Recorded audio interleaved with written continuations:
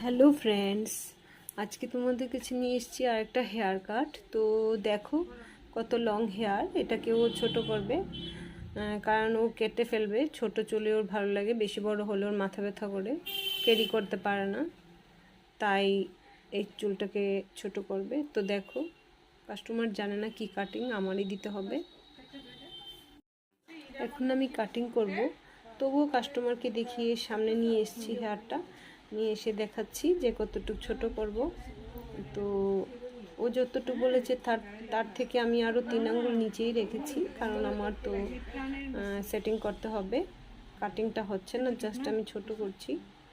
তো দেখাচ্ছি গাছ, দেখো কতটুকু ছোট করে আর ও কী কাটিং দেয় সেটা আমি তোমাদের দেখাচ্ছি। ও লেয়ার ফেয়ার এসব কিছু করবে না, সামনে একটু স্টাইলিং চাই, ওটাই বলছিল। তো আমি